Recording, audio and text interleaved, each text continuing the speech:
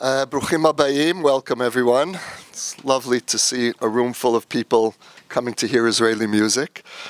For me, it's a great relief not to be talking about Iran and the Arab Spring. So let's begin with a song.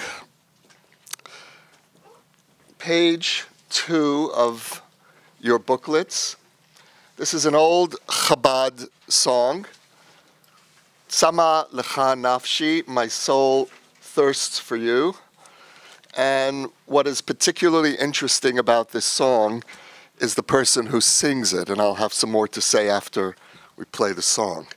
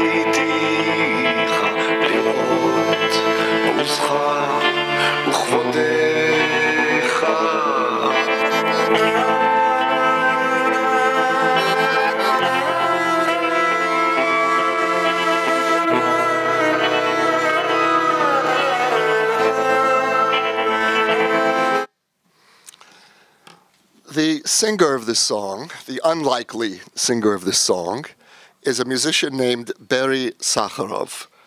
Is anyone familiar with Berry Sakharov? Now, Berry was, in the 80s, the bad boy of Israeli rock. He left Israel for many years and founded a band in Holland called Minimal Compact, which was an avant-garde rock band. It was the most popular band in parts of Europe at that time. Can everyone hear me? And he is probably the most beloved of our hard rock musicians. So what is Berry Sakharov doing singing a 200-year-old Chabad Hasidic song? This is from his most recent album, which is one of the most important albums of the last years in Israeli music. And that is the subject of our conversation today. How did we get from the music which Aryeh spoke about a moment ago, popular Hebrew music, which was the carrier of the secular Zionist, the socialist Zionist ethos, which spread the culture that rose in opposition to religious Jewish culture of the diaspora?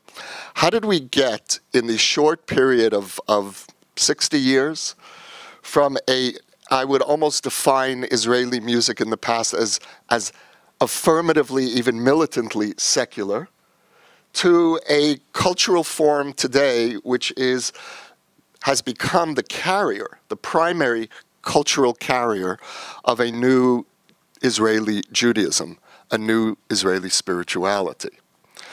Now, Israeli music, Hebrew music, is arguably the most beloved form, cultural form among Israelis created by the Hebrew Renaissance.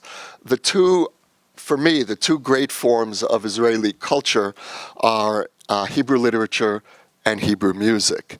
And I think that it's not a coincidence that those are the two art forms in which Israel has excelled, because traditionally those are the two strongest Jewish art forms.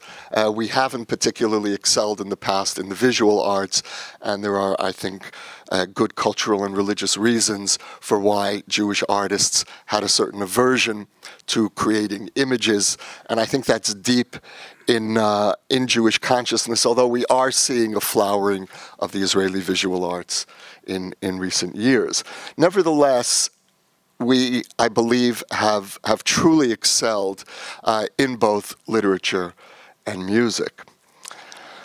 Now, Barry Sakharov is hardly alone in singing Jewish music today. Among the leading Israeli rock and balladeer singers, we have Ehud Banai, his cousin Meir Banai, in fact anyone named Banai, their nephew Evyatar Banai, Eti Ankri, the band Shotei Nevuah, the Fools of Prophecy, which just recently folded but was in some ways the most important band during the period of the Second Intifada of the early 2000s. And these bands are becoming the carriers of a spiritualization of Israeli culture that we have not seen in all these years of the development of the Hebrew Renaissance. So in order to understand how we got from there to here, two essential processes were necessary to occur. The first is that Israel as a society needed to move from a collectivist-based society to an individualist-based society, because collectivism tends to absorb the spiritual search into its ideology, which is precisely what secular Zionism did. It functioned as a kind of a surrogate religion for many Israeli Jews.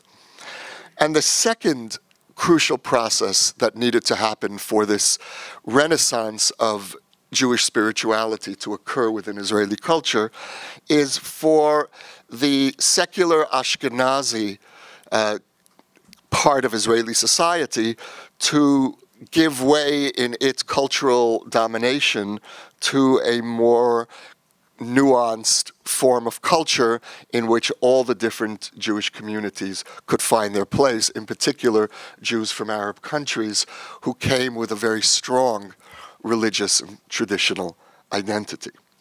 So in the story then that we're going to follow today traces this dual process in which collectivist socialist Zionist Israel is gradually breaking down into a more individualist Israeli identity, and it's the individual who is the ground for spiritual search, and at the same time tracing the gradual breakdown of Ashkenazi hegemony, secular Ashkenazi hegemony on the Israeli culture, the old labor Zionist Ashkenazi culture, and how the other parts of Israel, the more culturally suppressed parts of Israel, began to find their place in the Israeli voice, public voice.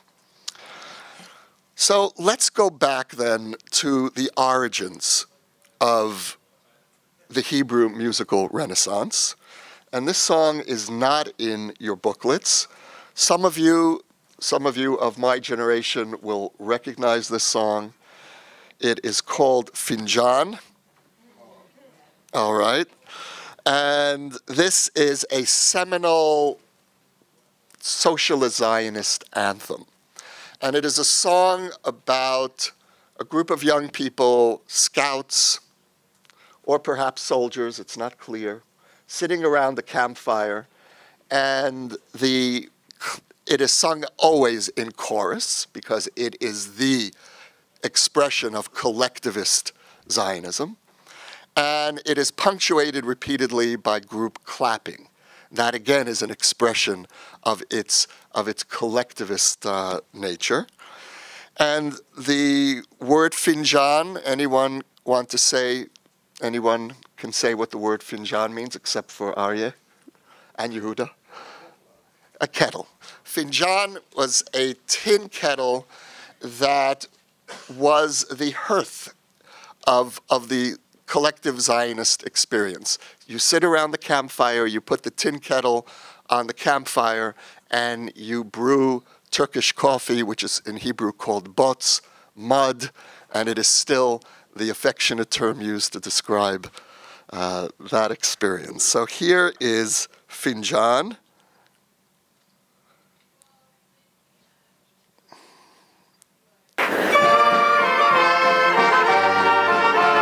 Feel free to clap along, those of you who know where. הרוח נושבת קרירה, נוסיפה קיסם למדורה, וכך בזרועות ארגמן, באש יעלה כקורבן. האש מהבהבת שירה, מלבלבת סובב לא סובב הפינג'אן.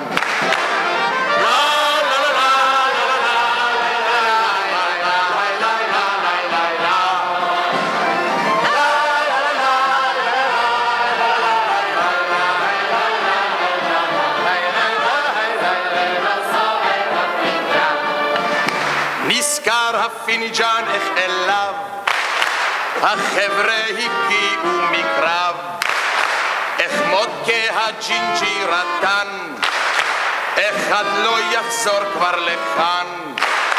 בדמע אין קצה סובב לא בעצב, סובב לא סובב הפינג'אן.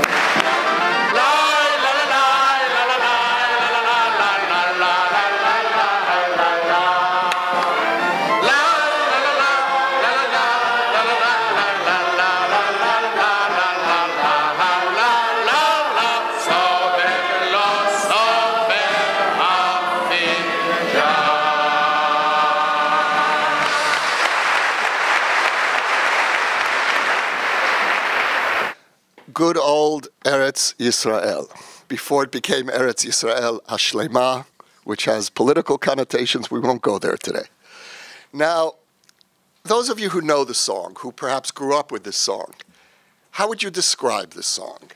Emotionally, what is the mood of this song? Upbeat, right? This is a song of almost celebrating the collective. Did you pay attention to the second stanza? Now, I have to admit, I had not, in all those years of knowing this song, listened to the second stanza. I'm not sure if this isn't a post-state edition, the second stanza that I'm about to read to you, a post-1948 edition. Listen to this second stanza. Niskara finjan ech elav hachevra higiu mikrav, איך מודקה הג'ינג'י רטן, אחד לא יחזור כבר לכאן. בדמע אין קצה סובב לו בעצב, סובב לו סובב הפינג'אן. We'll remember the finjan, the kettle will, how the chevra, the gang, returned to the campfire from battle. And Motka the redhead said how one of us will not return tonight. With an endless sadness, the finjan turns and turns. Now, I have to tell you, when I encountered the second stanza not long ago, it was a stunning moment of almost a kind of a revelation, how deeply the ethos of mourning is entrenched in the Israeli experience, so much so that it tends to be disguised. What we think of as the moments, our nostalgic moments of joy, are very often, in fact, moments of collective mourning.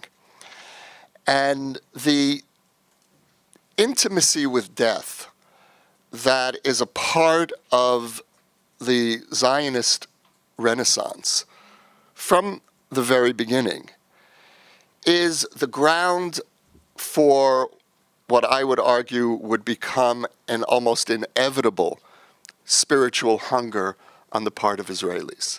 So it's here from the beginning, this deep sense of loss, of grief, and yet it is subsumed in this joyful experience of return, of the return of the Jewish people home, of building the land, so that we're able to control our anguish and channel it into the collective experience of sitting around the campfire.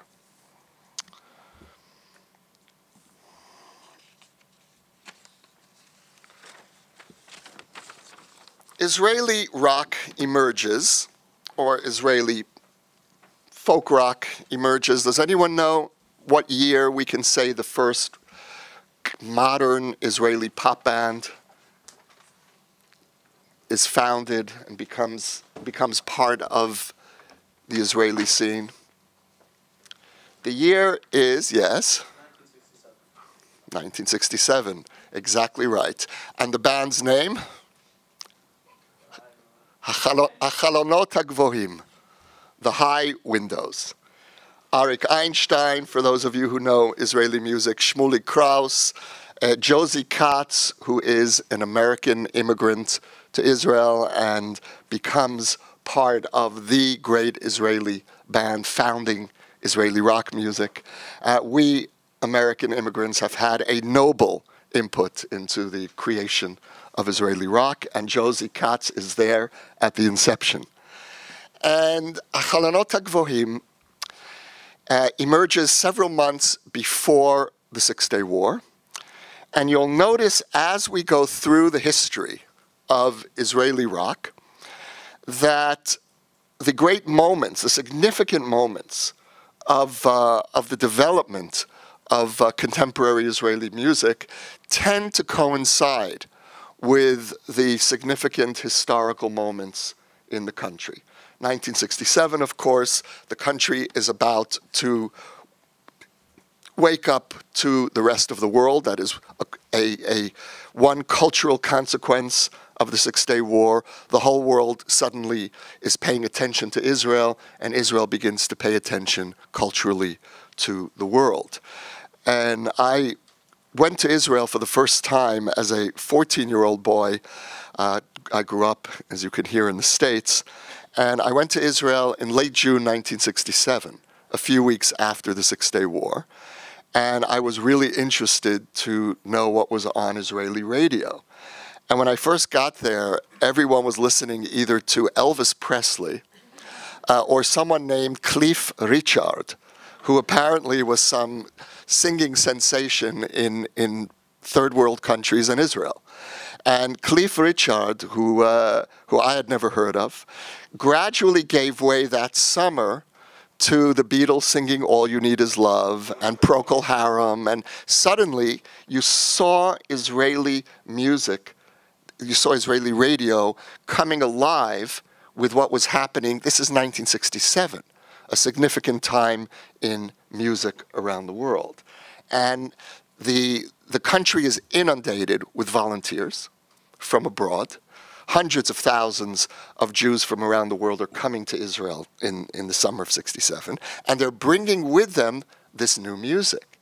And this is becoming absorbed into the Israeli sensibility. There are two fascinating and contradictory roots of this emerging Israeli rock music. The first is the influence, of course, of Western rock music, which is coming in, as again, very strongly in the weeks immediately after the Six-Day War. The second contradictory root of Israeli music are the lahakot hatzva'iyot, the military bands. Different parts of the army would to this day, have musical troops, Troupes, whose purpose is to raise the morale of the troops, Troops. And these these musical groups, which sang the old patriotic songs, Finjan, what we just heard before, and all the other old songs, along with developing new patriotic songs, becomes the training ground for the first generation of great Israeli musicians. Aryeh mentioned Shalom Chanoch, one of our truly great Israeli rockers, Arik Einstein, Danny Sanderson, another American immigrant who formed the band Kaveret, Beehive, which becomes, some of you know Kaveret, maybe the most beloved Israeli rock band ever.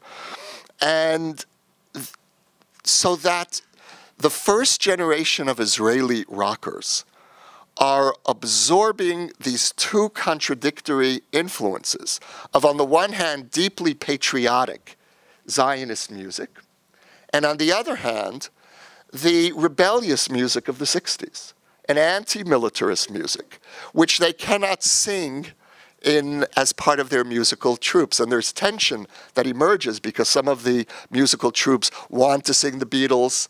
They want to sing, there's a song, the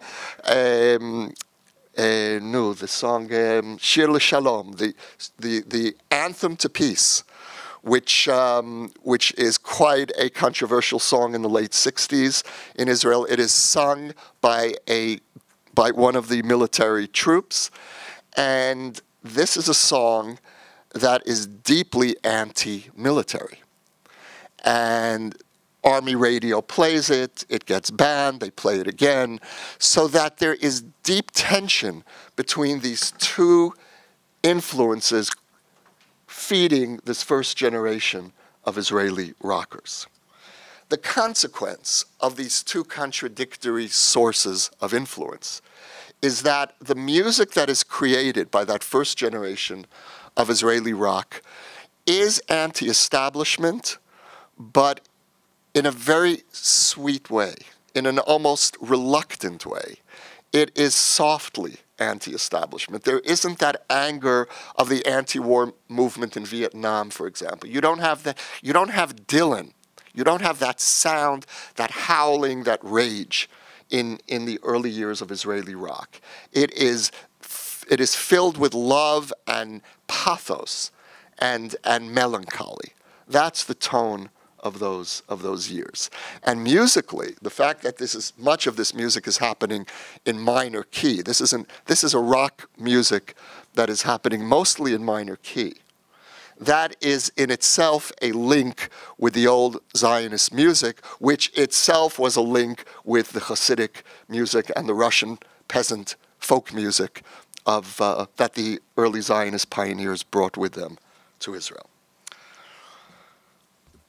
This music has another link with the secular Zionist music of the founders, and that is that it is Western-oriented, it is deeply secular, and there is very little place for Sephardic Jews to bring their cultural sensibility, let alone their traditionalist sensibilities, into the public.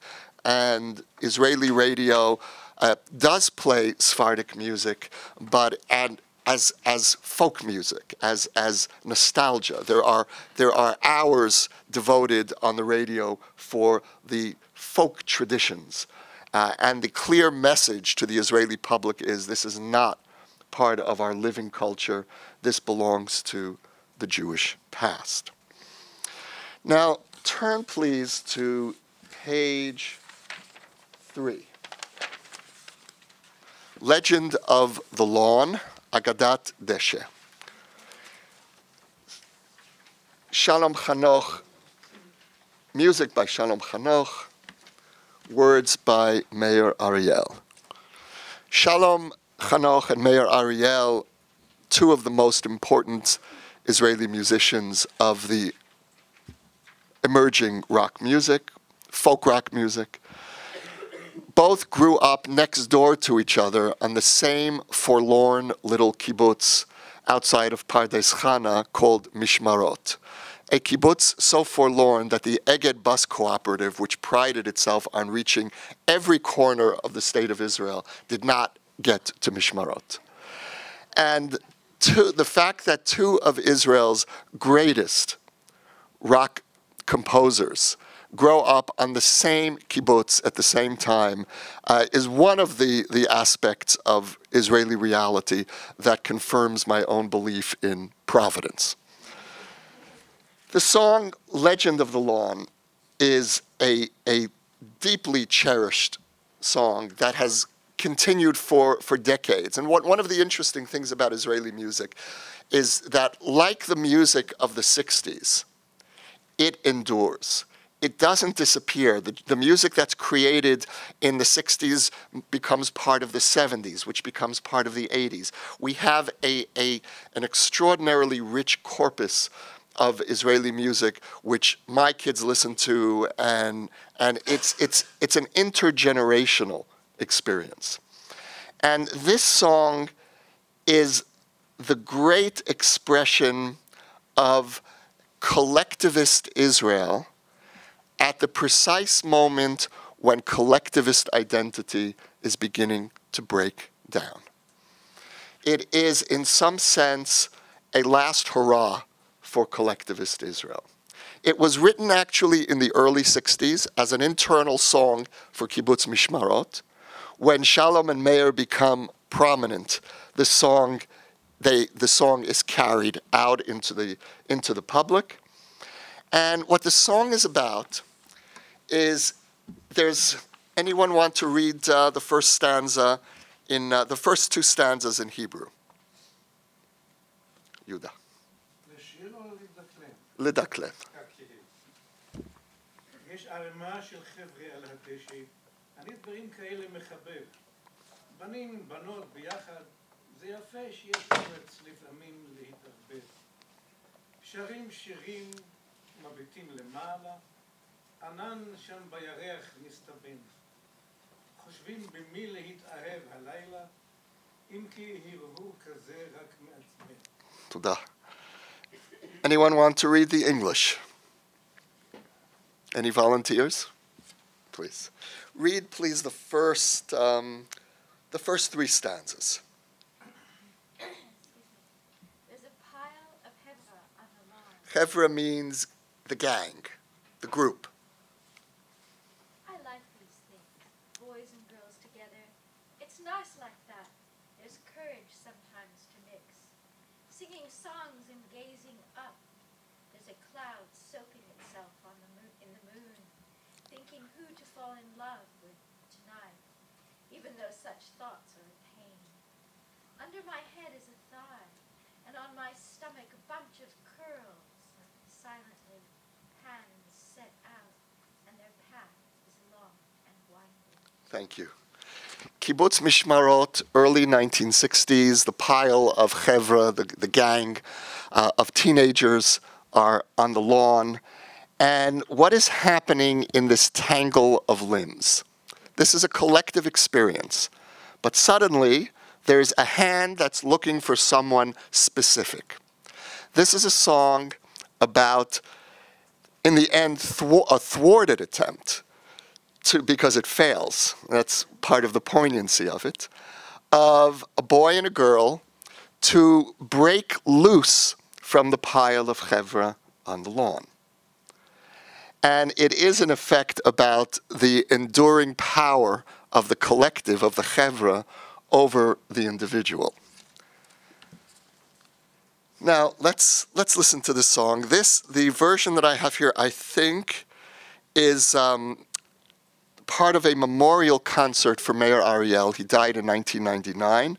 Every year in his honor since, Israel's leading rock musicians get together and thousands of people participate, and it is an extraordinary phenomenon. I don't know of any example quite like it anywhere, where the society insists on memorializing its greatest balladeer. So you'll hear different voices coming to sing. I believe that's the version I have here. And you'll hear the reactions of the crowd. The accordion is very important because that's part of the old Zionist. יש ערימה של חבר'ה על הדשא, הנדברים והאלה מחבר, הרים בנות ביחד זה יפה שיש אומץ לפעמים להתערבב, שרים שירים ומרביטים למעלה, ענן שם בירח מסתכל, חושבים למי להתאהב הלילה, אם גיור כזה קצת מעצבן. מתחת לראשי מונחת Third stanza. ועל בטני צרור טלטלים מותר, בלט יוצאות ידיים ולדרך, ומסבירה ארוך ומפותח,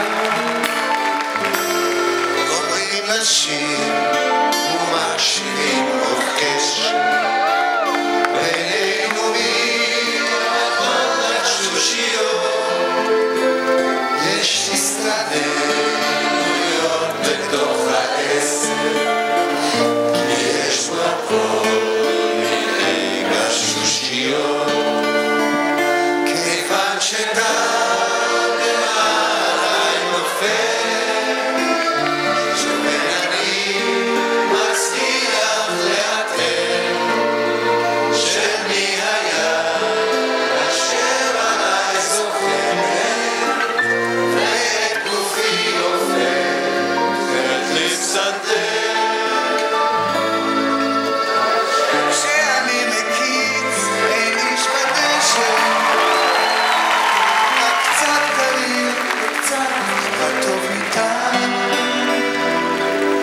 ולהפתעתי אני רואה שאותה צורטת לי על האמונה, מתוכו עיניי שוכבות אליי, ומתוכו עיניי מרגיש צבא, והוא שואל מה הענייניים?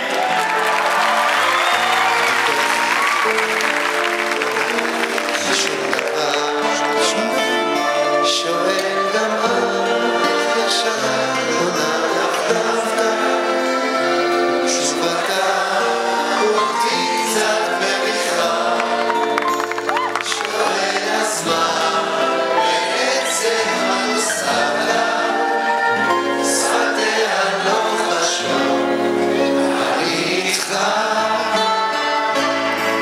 אני שותק שפתיים ונושך אני שותק כה כבדות ידיי, פתאום היא מסתובבת והולכת, אבל אני שותק עוד שעה. נו די.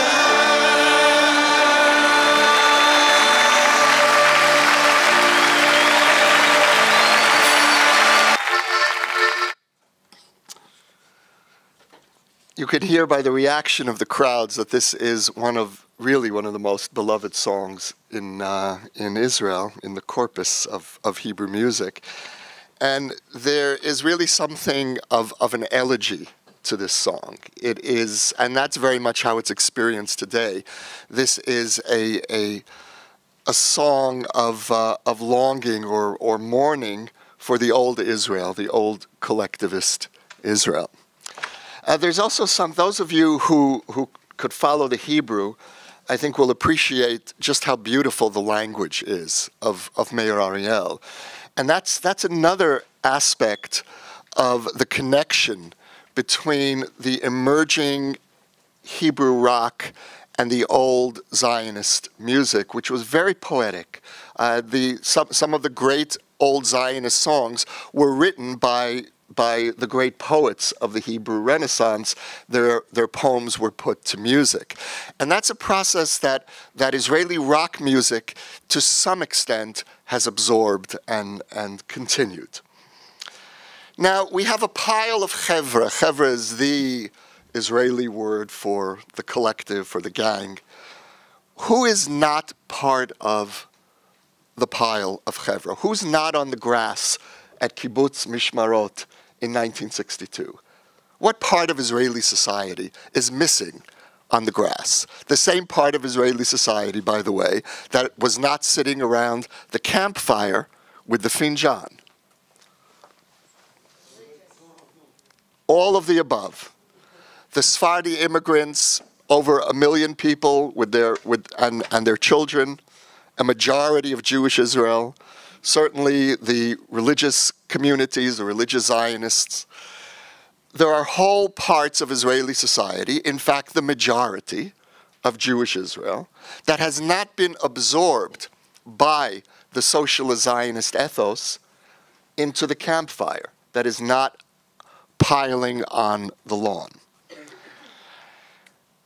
This part of Israeli society appears to be culturally silent because it is silenced publicly, but in fact is extremely productive. And where the Sephardic communities are producing their music is in an art form that we called musikat hakassetot, the music of the cassettes. And it tended to be sold in the old central bus station of Tel Aviv, which resembled a marketplace more than a bus station. And this is music that is extremely popular, but if you were listening to Israeli radio in the late 60s, early 70s, you really wouldn't know it. The great exponent of Sephardi music, Israeli music in this period. And when I say Sephardi music, this is not nostalgic music. This is music, indigenous Israeli music, being created by the children of the immigrants, by Israelis born in Israel. And the voice of the cassette phenomenon, who does almost break into the mainstream by the late 70s, is someone named Zohar Argov. Zohar Argov is the son of Yemenite immigrants, I believe from Rishon LeZion, near Tel Aviv. He grows up singing in his local synagogue. He absorbs the sounds of Sephardic music, and he becomes the voice of this suppressed tradition. We'll play a song of his called Badad, Alone, page 5. And you'll hear the arrangements are somewhat archaic, a little bombastic, a very powerful voice. And pay attention to the lyrics. Bear in mind that the music that Israelis are listening to is relentlessly secular, and see how this expresses a Sephardi cultural sense of being at home in Jewish tradition.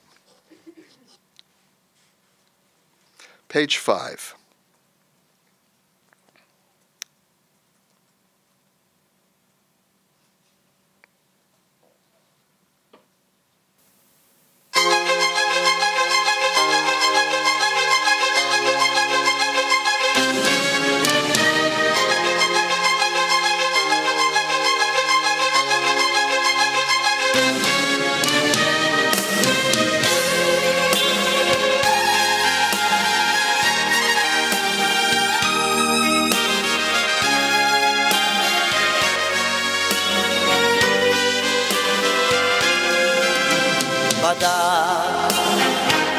במשעול אל העין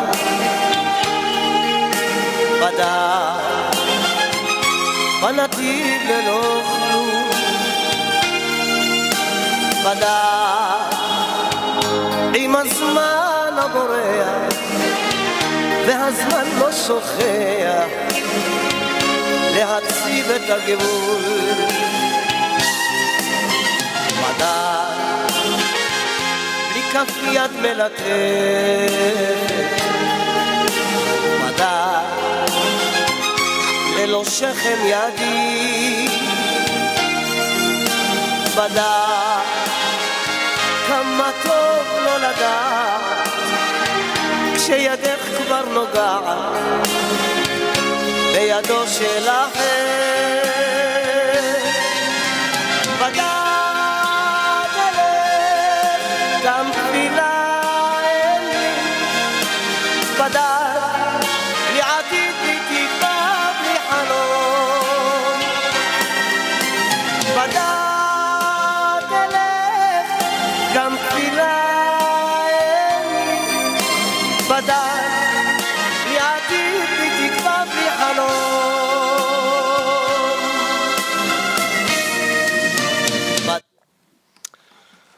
Okay, this is a guy in deep trouble. He's really in the dumps. And how does he express his absolute despair? What is the moment when he's reaching for the metaphor that is, for him, the expression of nowhere to go? When he says, without a prayer. Exactly right. Badad elech gam tefila ein li. He doesn't even have the ability to turn to God. And this is not a religious song. This is simply coming out of the deep traditional culture of Sfaradim. And it's often said in Israel that it's hard to find a Sfaradi who doesn't believe in God. I think that's overstated. Nevertheless, there is a substantial difference between Ashkenazi culture and Sephardi culture. In Sephardi culture, you don't have to be an observant Jew to feel comfortable with the language of faith. Among Ashkenazim, if you are secular, you tend, or at least in the past tended, I think it's changing, but you tended to be deeply secular. And the religious language of Baruch Hashem, thank God, the ease with which Sfaradim are able to express their faith tended to be pretty much off limits for secular Ashkenazim. The turning point for the emergence of Sephardi culture as part of the mainstream, musically, happens in 1977. What else happens in 1977? The rise of Menachem Begin and the Likud, elected by whom? Mostly by Sfaradim. A revolt against, a belated revolt by the children of the immigrants against cultural discrimination and in some cases economic discrimination, against the old socialist Zionist establishment, which has become increasingly corrupt, increasingly based on nepotism. And suddenly Menachem Begin, who is in opposition for 29 years, since the founding of the state, until 1977, labor has an uncontested monopoly on power. It made Israel something like a one-party democracy. We had 50 parties, but none of them had a chance of unseating labor. 1977, for all kinds of social and historical reasons, the Yom Kippur War, the loss of the country's faith in the labor leadership, a series of corruption scandals, and especially the rise of a new generation of Mizrahim, of Sfaradim. Menachem Begin comes to power. Now, why do the Sfaradim see in Menachem Begin their hero? Menachem Begin is in many cases, in his essence, I would argue perhaps the ultimate Ashkenazi Jew. He kissed the hands of the ladies like a Polish nobleman. In a country where the prime minister didn't wear a tie, he was always with a tie, always proper. Why does Begin, and of course he is driven by the Shoah. He is the first Israeli prime minister elected who was in Europe during the Holocaust. He was a prisoner in the Gulag, but nevertheless, he is in some sense the first survivor to be elected Prime Minister of Israel. So this most unlikely cultural hero of young Sfaradim in revolt, why do they choose Begin? And to answer the question, we need to step back for a moment and understand the deepest rift within Zionism, going back to pre-state years between labor Zionism on the one hand and right-wing revisionist Zionism of Jabotinsky and Menachem Begin on the other. The argument between the revisionists and the labor Zionists focused on the question of what is it in the diaspora Jewish personality that Zionism needs to change. All the Zionists agreed that there was something wrong in the diaspora personality. The question was what? So for the revisionists, the answer was very simple. The answer was what we care about is teaching the diaspora Jew how to protect himself, how to fight. The Zionist revolution would be focused on the transformation of the Jew from someone who was incapable of defending himself to becoming a soldier. Labor's vision of the transformation of the Jewish character was far more ambitious. Labor wanted to do a total remake of the diaspora personality, from religious and traditionalist to secular, from businessman, small trader, to worker, farmer, proletariat, so that labor Zionism was in its essence revolutionary. And when the Jews from Arab countries began coming into the States in their hundreds of thousands in the late 40s through the 50s, labor Zionism saw its nightmare personification of the diaspora personality. Here were Jews who were religious, who didn't know what socialism was and couldn't seem to understand what the appeal of giving up what you owned to some amorphous collective was, which the kibbutzim themselves seem to have caught up to 50 years later. And they were the wrong kinds of Jews for labor. And labor, in its patronizing but nevertheless well-intentioned, for the most part well-intentioned way, tried to make them into the right kind of Jews, tried to make them into real Israelis. In the process, in the educational system of secular Zionist Israel of those years, there was virtually no place for any kind of religious identity or education, and the Sephardi past was all but erased. For Menachem Begin, as part of the revisionist Zionist tradition, they were the right Jews. They were loyal. Begin's favorite term was, they were warm Jews. And they were happily absorbed into the ethos of self-defense, which is what revisionist Zionism was concerned with. They made good Israeli soldiers. So that Menachem Begin developed this deep rapport with Israel's Sfaradim in a way that labor leaders could never find a common language. I was at one Likud rally in 1981 when Begin stands up in front of a crowd that was overwhelmingly Sephardi, and he starts off by saying, brothers and sisters, and the crowd goes wild. And that is what Begin is conveying to Sfaradim. He is opening up Israelism to Sfaradim. He's telling them, you are the right kind of Israelis. And at precisely this moment, as the Sfaradim are becoming politically empowered, and whatever else one wants to say about the Likud is the vehicle that brings Israeli democracy to the majority of Israel's Jewish population. Until then, one can say that Sfaradim were half enfranchised. They had the right to vote, but that was, in terms of the political system, their possibility of mobilization is severely limited. Now, at just this moment, as Sfaradim are becoming part of the political mainstream, we have another stroke of good fortune in the same way that a Chalonot HaGvohim, the band known as the High Windows, emerges just before, providentially, just before the Six-Day War. A band emerges just as the Likud is rising to power. Anyone know? The great transformative Sfaradi band in Israel? Habreira Hativ'it, which they translate into English as the Habreira Hativ'it is the natural choice. They translate it into the natural gathering.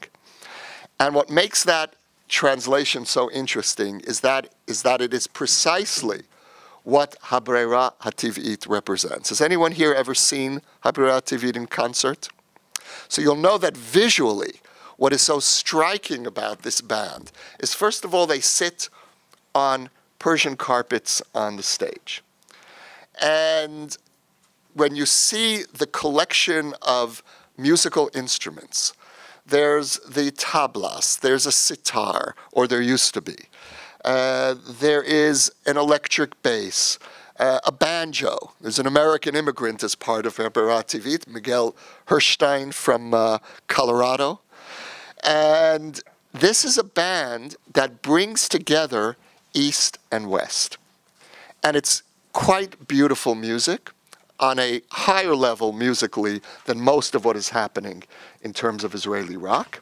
And what's so powerful about Habreira Hativ'it is that it is not just a Sfaradi band.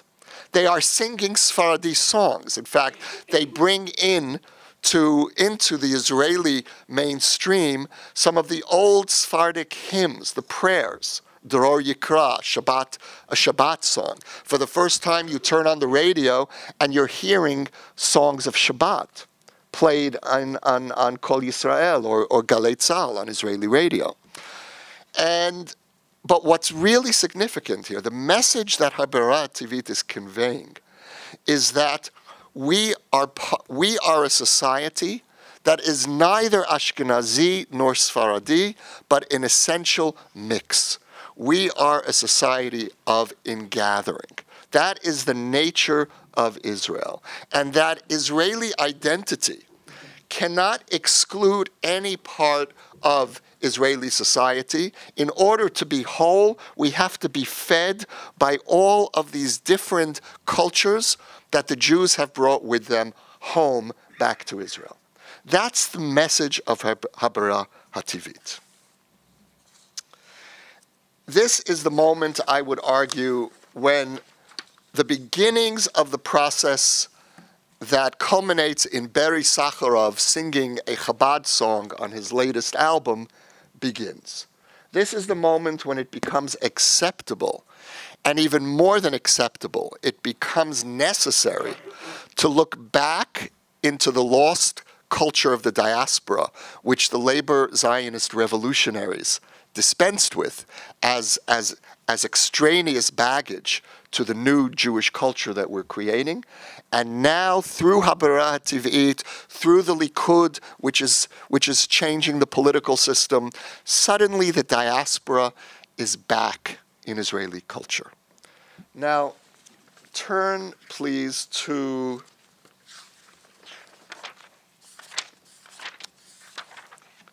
page 22. This is a song by Habreira Hativ'it called Etzleinu B'Kfar Todra. Before I play it, I'll just say a few words. Well, actually, no. Let's play it. It is ostensibly a song of nostalgia about a village in Morocco in the Atlas Mountains, and it's about a folk custom. You'll read along as you hear the song. It is a folk custom on how the Torah was introduced to young boys in Morocco before they came to Israel.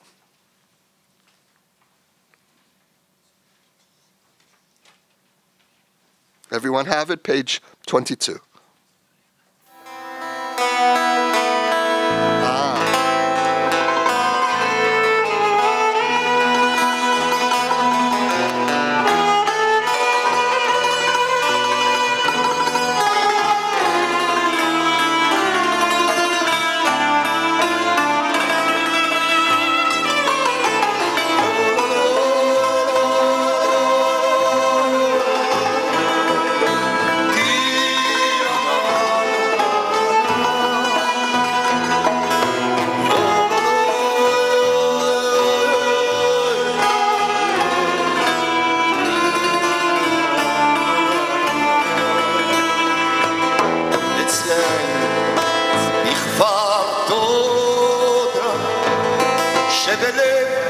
הרי הדרך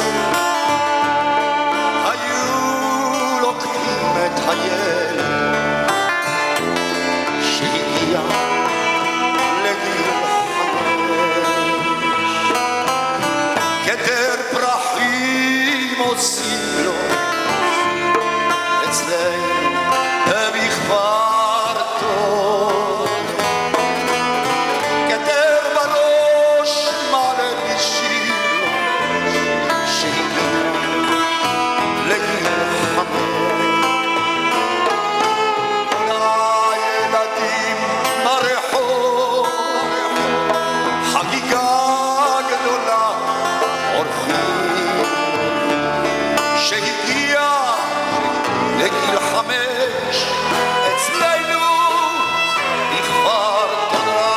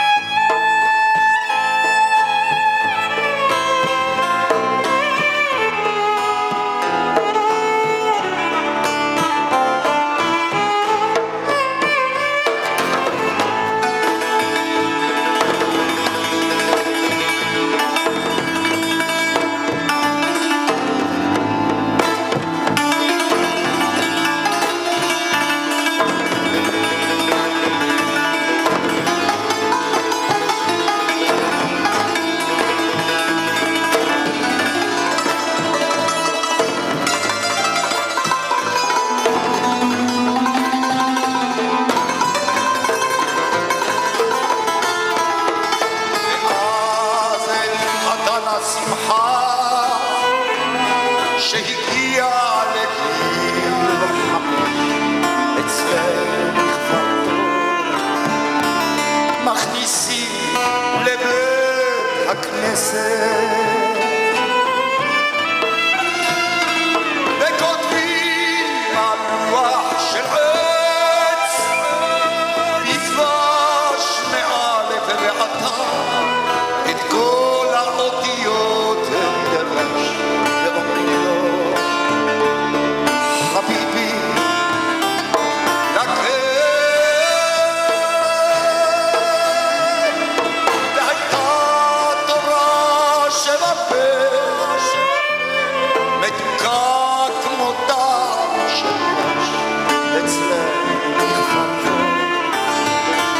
שבלב הרי הענן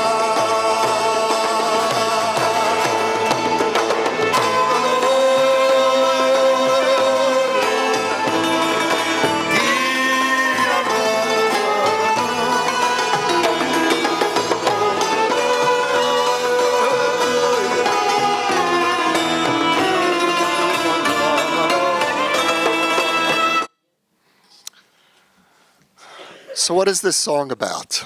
Any reactions, any sense of the mood of this song? Well, what's interesting about it is that this tradition happens in many different cultures, this tradition of introducing the child into the Beit Sefer. But he constantly keeps on dwelling on the fact that it's in his village, which confused me a bit because I'm like, well, this happened in lots of villages. And then I thought maybe the point is to make this a very homey, personal type of experience, even though we know it happens in many different homes and in many different villages. Okay, thank you. Anyone else? Yes? I was very moved. I thought it was very sad. that's the heart of this song. This is an elegy. This happened in many villages that don't exist anymore as Jewish villages. This is a song of, on one sense, of loss. Did you want to say something?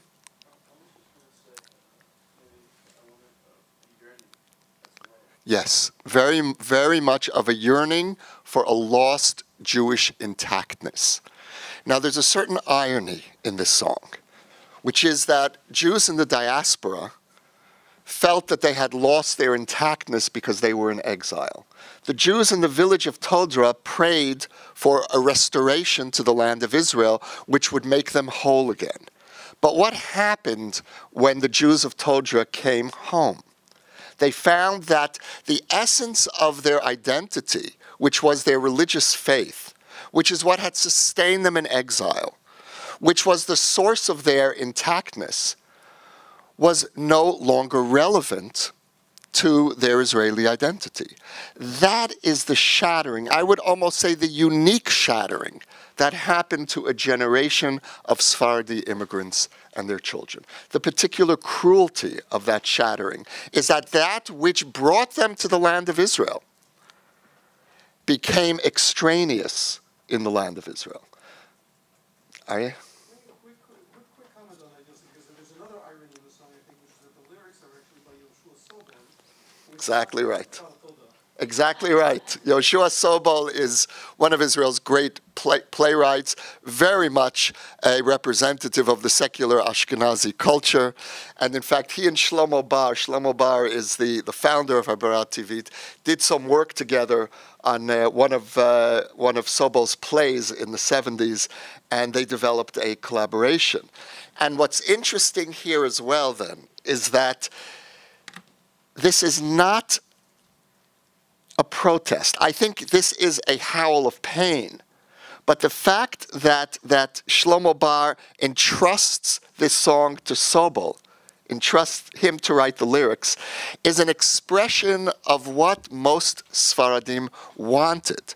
They didn't want to be separatist and to be in a mode of protest and excluded from the Israeli mainstream. They wanted to come home. And this song, I think, represents a shattering on the one hand. And on the other hand, the fact that Sobol is one of the creators is an expression of what is beginning to happen in the culture. That this is not only the grief of the Sfaradim, it's becoming, this loss is becoming part of Israeli consciousness. In the same way, by the way, that the Holocaust is shifting from being an expression of Ashkenazi loss, which was true through the 50s and 60s and 70s. The rise of Begin is the one who brings Sfaradim into Ashkenazi loss. He brings the Holocaust to them because he is the public face of the survivor, and because he is so beloved by Sfaradim, they take on his mourning. So there is a kind of transfusion of mourning, of loss, of all of the different forms of loss that is part of Israeli society. Yes? It's interesting because, like, experiencing it from where I'm coming from, knowing and not knowing. And for me, it's like this really elegant, with the honey, nostalgia. And my response is, I mean, I want to go teach kids. It's like, ooh, how beautiful, let's do that. So it's kind of like that sort of thing in really, really, really Jewish, you know, with Fiddler on the Roof, of this sort of, but in all Jewish music is this incredible, deep nostalgia of culture, which longs to be reiterated, and Yes. and it's sort of like the ephemeral places where we place our feet and identity, you know. Now, and so that it keeps being Jewish, but then it's this reiteration of this nostalgia for this realization of something so sweet. hold that thought, because that's going to segue us into our next song and our next theme. So, Thank you. I just want to mention that even in the socialist Israel of the 50s and 60s, there were individuals like Shoshana Damari who did sing Yamna, the religious Yamna song, like Ibn Alu Sha'ara Shamayim. True. Everyone knew it almost. You know, True. But of course, later on became much more, common thing. There were individuals. It's true, but I would argue that it was still in the realm of folklore. And it wasn't really a part of the creative living tradition. There was, and it was all along a part. And then you had the Sephardic, the folk festival of the late 60s and early 70s. So this music was there, but I really very much in its own ghetto in a certain sense. In the last Thank you. remark, sorry. Also the previous song, by the way, of Zohar Argov, the verse says, Amshi Levin. Did he? This is an Ashkenazi name, obviously. Yes. Whose words are these? Are these feeling sentiments of Zohar, who told Levin to make them nice, to put them in running, whatever, a song? Or this, what is the goal? I don't know. I don't think Zohar Argov had much input. The person who wrote most of his songs was Avihu Medina, who Shabchi Yerushalayim, and very much who brought the religious culture together with Sephardi culture, with Sephardi popular music. Yes. Just one more thing I want to talk about, the song about Alone in the Desert, where the man is walking completely alone in the desert. I find it, there's something really, really powerfully drawing me in it, and it's that sort of Jewish scientist culture, but it doesn't necessarily feel atheist to me. It feels like there's something so powerful, like in that aloneness. It's really Spinoza-like in a certain way, and very Jewish. That Well, sort of I'd like to get back to your other point that you made earlier, because that is crucial to understanding what happens next in Israel, which is it's a beautiful tradition, and we're in Israel. We actually can bring this back, and that starts to happen in the early 80s, mid 80s. The next great revolution in Israel comes through a political movement called Shas. Shas brings together ultra-Orthodox Ashkenazi culture, it's one of the great ironies of Shas, with this attempt to revive Sephardi Judaism. And what is so ironic about this is that at this point, traditional Sephardi Judaism has been so deeply shattered by its encounter with modern secular Israel that when Sfaradim are looking to return to their traditions of Kfar Todra, they actually end up somewhere in Lithuania. And it becomes the ultra-Orthodox, the black hats, who determine the direction of the Sephardi return to their spiritual roots. And as the 80s go on and the 90s, you see more and more young Sephardim looking like ultra-Orthodox Ashkenazim with black hats and the black suits. And this is happening in the name of Lachzir Atara Liyoshna, to return to return the crown to return the glory of Sephardi tradition to its previous state. And in fact, something very different is happening spiritually, and that is ultra-Orthodoxy co-opting this longing on the part of Sephardim to return to their culture. And with every significant moment in Israel, there's a soundtrack for this phenomenon, and there's an argument happening in Israeli music about, is this a good thing or is it not a good thing? Is Shas a positive phenomenon or not? There's a song here that we'll listen to called Baruch Hashem, Thank God, by Eti Ankri. And if someone can tell me where it is in your, I think it's about midway through. Thank God. What page? 13, thank you. So count 13 pages, right? It's roughly in the middle.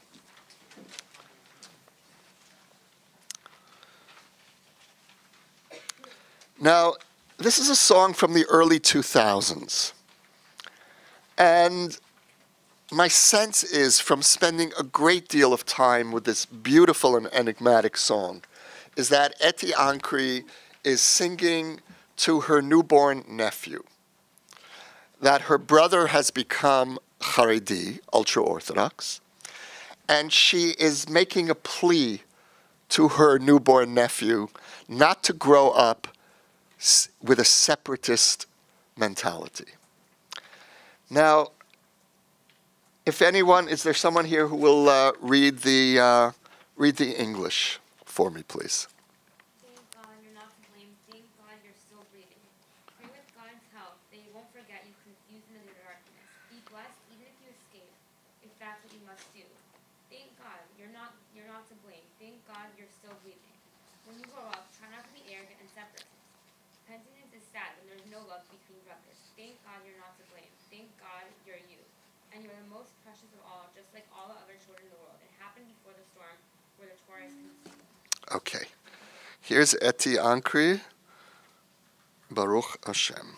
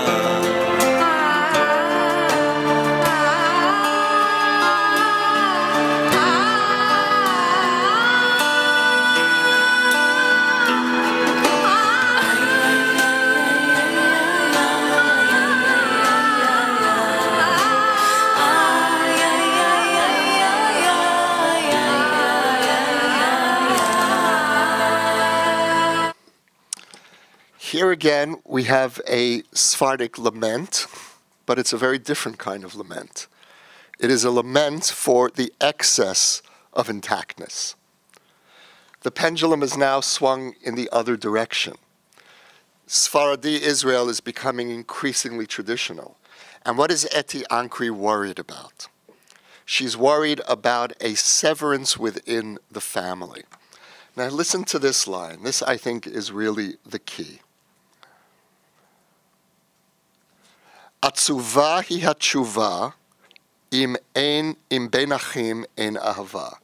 Penitence is sad. The returning to Orthodox Judaism is sad. If, instead of when, it should say if there is no love between brothers. In other words, what Eti Ankri is saying is that this culture is not strange to her. And in fact, she herself soon becomes herself a chozeret b'tshuva, a returnee to religion. But she's saying that religion is fine, but if it is used to separate, if it is used to estrange siblings, or by extension, if it becomes a source of divisiveness within the Jewish family, then this becomes a tragedy. So this is a very specific kind of lament. It is an appeal for openness. It is an appeal for maintaining the basic familial bonds among Jews. And one other line that I'd like to refer to, which is in the last stanza, Ve'ata yakar mikulam k'mo kol hayeladim shebaolam. You are the most precious of all, just like all the other children in the world. And here I think that what Eti Ankri is taking on is the excessive emphasis on chosenness that one finds within the ultra-Orthodox world. And what she's saying is, you are, of course, we are the most precious, just like all other peoples. Just as all parents think their child is the most precious, you're the most precious.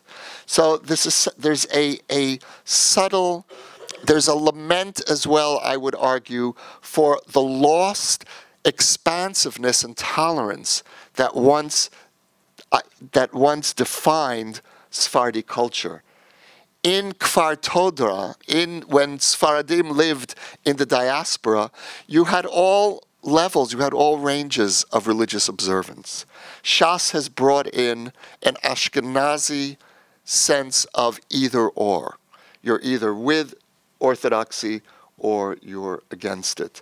And this song, I think, points out the other danger, the opposite danger of what we've experienced in Israeli culture. I would like to go another 10 minutes if people can stay. If anyone has to leave now, then please do so. And if there are people who would like to stay, I'd like to just end it with one further direction in Israeli culture, and the possibility of where this new music might be heading Jewishly.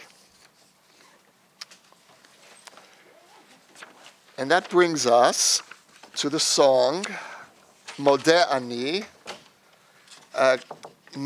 It's the 9th page.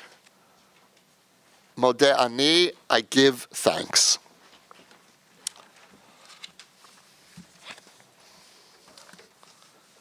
Sung by Meir Ariel, with whom we began, with a pile of chevra on the lawn, with his friend Shalom Chanoch. And this is one of the last songs that Meir Ariel wrote before he died in 1999. And it is a song that he actually left behind posthumously. This was not recorded. He sang it on a cassette. It was found by his friend Shalom Chanoch in Meir's drawer after his death. And Shalom produced an album based on the songs from Meir that hadn't gotten to the recording studio. And this song, Modeh Ani, of course, is based on the prayer that is recited upon awakening in the morning.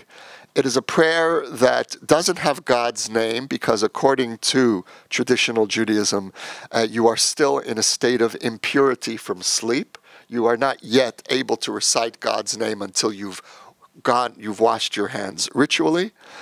And Meir is singing, he is waking up. And he's waking up with a prayer of thanks. And let's look at who he's thanking. Let's look at what he does with this traditional prayer. Anyone want to read the Hebrew?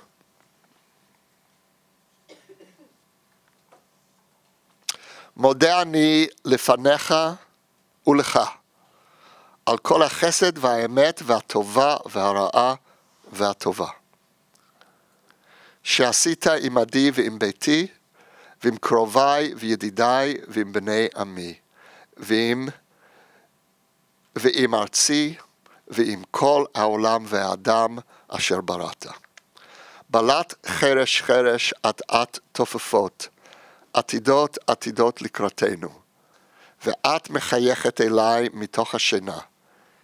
יהיה לנו טוב, טוב מטוב, טוב מאוד. זה מתחיל כבר בבוקר. את צוחקת אליי מתוך השינה. I give thanks before thee and to you, capital U, for all the kindness and the truth, and for the good and for the bad, and the good that you've done with me and with my family and with my relatives and friends and with my people and with my land and with the whole world and with humanity that you created. Silently, silently, slowly beating, fate approaches, and you smile at me from your sleep. It will be good for us, better than good, very good. It begins now in the morning. You're laughing at me through your sleep. Now, what does Meir do with a traditional prayer that a Jew recites upon awakening in the morning, which is Modeh ani lefanecha, melech chai v'kayam? I give thanks to thee, melech chai v'kayam, the living king. What is Meir doing here? Yeah. I thought you had your hand up. It's a dangerous hand gesture. He gives, obviously he's giving thanks, but he's not just saying for the good stuff, but also for the bad stuff as well, because I guess maybe, I don't know how you interpret it, maybe you need the dark to get to the light, and he's thankful that for his obstacles that allow him to get where he is.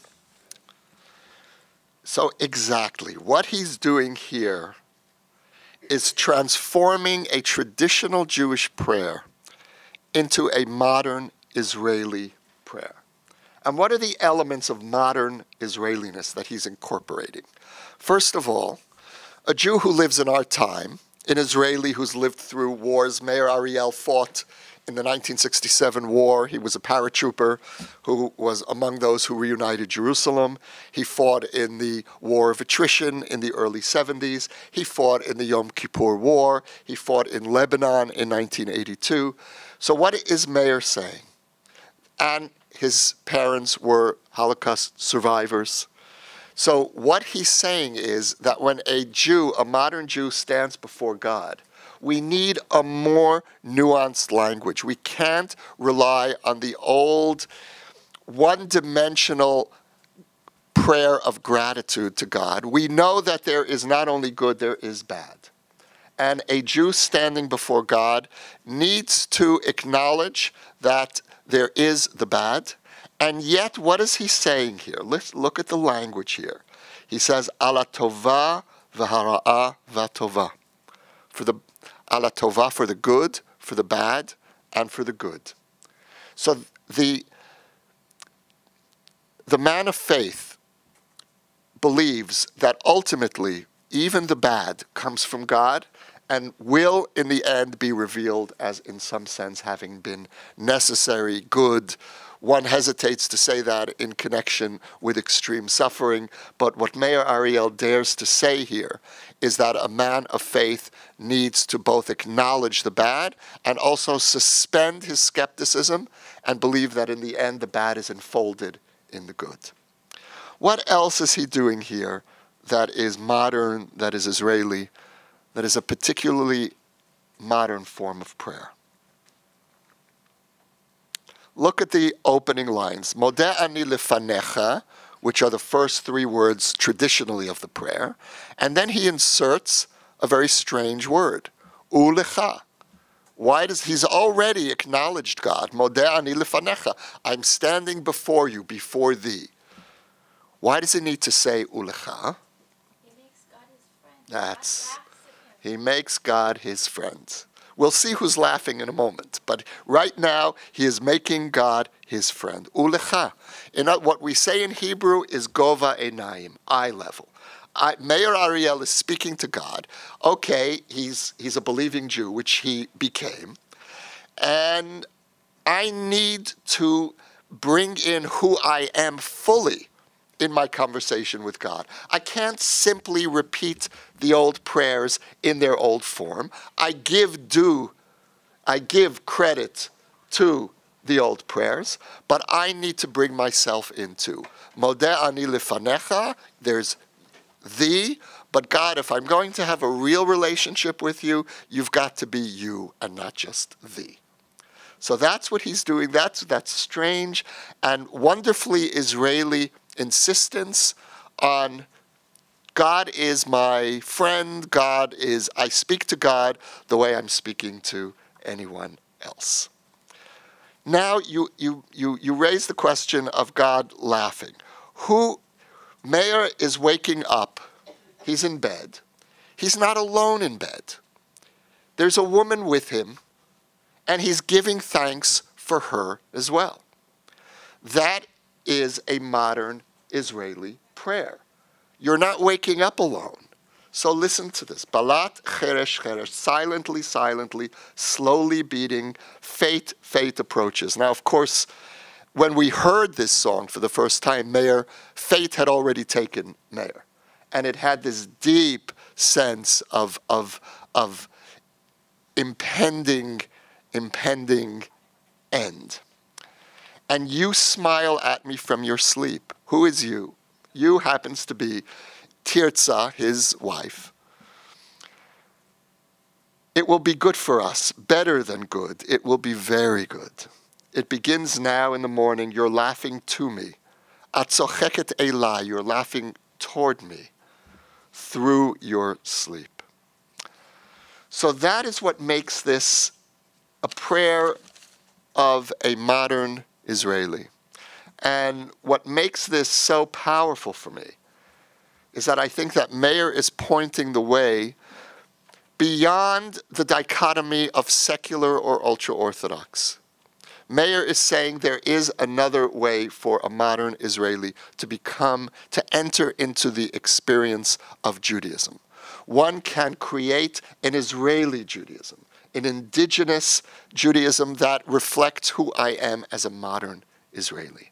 This song, I believe, reflects the beginning of a trend that we are seeing emerging in Israel today of a new forms, not necessarily Orthodox, of an indigenous Israeli Judaism.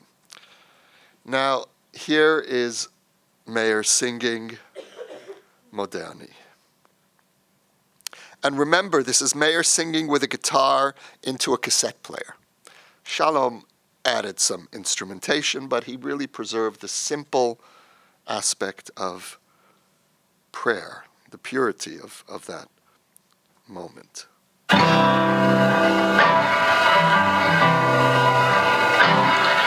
מודה אני לפניך ולך על כל החסד והאמת והטובה והרעה והטובה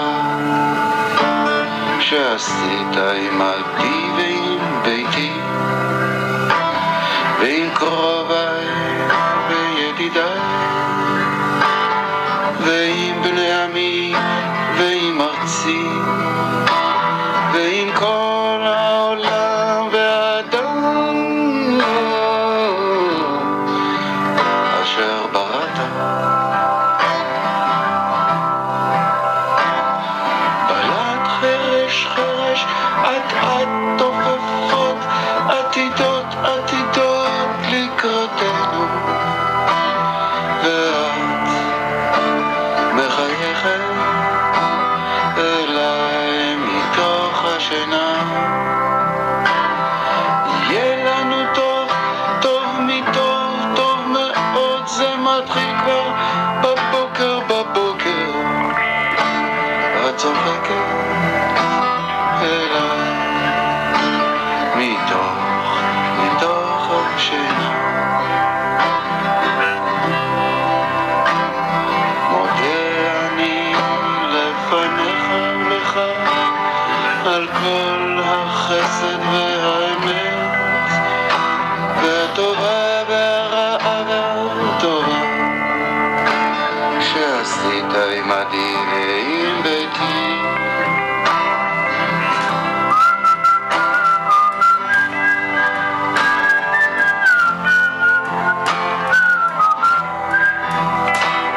ועם כל העולם והאדם אשר בראת. בלט חרש חרש אט אט תופפות עתידות עתידות לקראתנו ואת מחייכת אליי מתוך השינה. יהיה לנו טוב טוב מטוב טוב מאוד, זה מתחיל כבר בבוקר בבוקר. ואת צוחקת אליי מתוך השינה.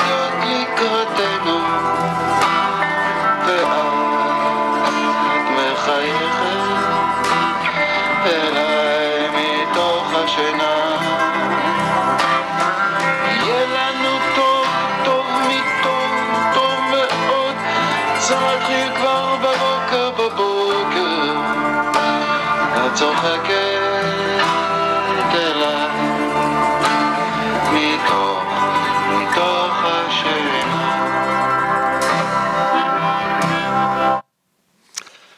The soundtrack, perhaps, of the Israeli future. Thank you very much.